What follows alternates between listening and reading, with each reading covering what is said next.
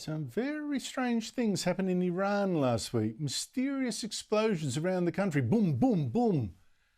And one question is, has the war in Ukraine now spread to the Middle East? Now, early Sunday morning, the weapons production site in Iran, in Isfahan, was hit by at least one, some say 4 explosions in an attack by drones, cheap drones, to judge by the ones Iran found or intercepted.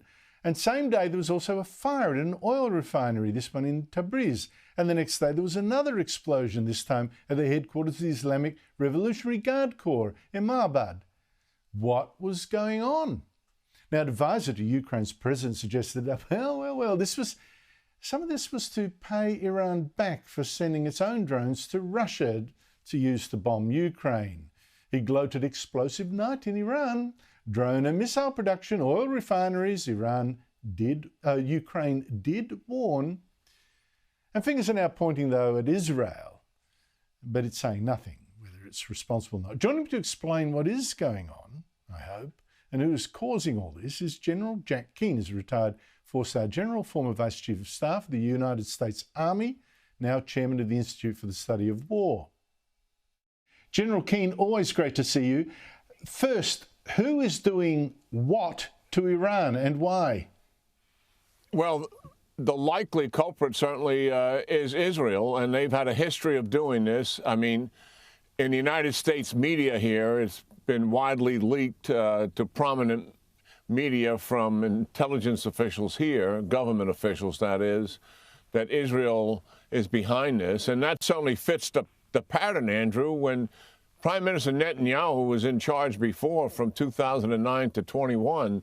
He conducted, particularly in the latter years, a very aggressive espionage campaign inside of Iran. I believe the Mossad was doing so much of it so frequently that they had to be almost in residence.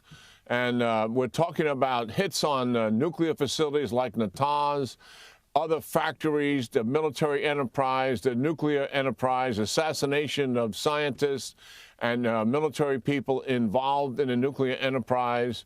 So this has been a pattern for some time now. So I don't doubt the fact that this is Israel. Now, the question, though, is why? Now, we got that tweet from a presidential advisor to the Ukrainian president saying, yeah, we warned you, implying that this might have been a strike against a drones factory. Iran is sending drones to Russia to use against the Ukrainians. On the other hand, I'm reading in the Israeli press, now this was more about protecting Israel from Iran.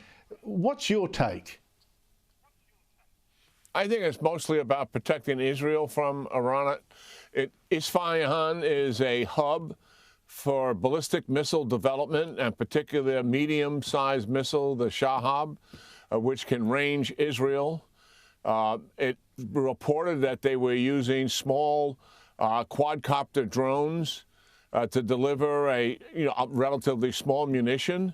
And they may have been attempting to hit a munition plant, which would cause a relatively large secondary explosion and do more damage to the military complex that munition complex was in. So that's speculation, certainly. But nonetheless, I think this is all about protecting Israel and not going after the so-called drone factories that the Iranians are providing to the Ukrainians. It's also reported it may be in payback for what the Iranians were trying to do in killing some Israelis in Turkey last year. But nonetheless, the pattern is Israel, espionage operations conducted against Iran, certainly to protect Israel. I should say, you mentioned a small explosion, hopefully the intention being to set off a big one. We didn't get that big explosion, I don't think.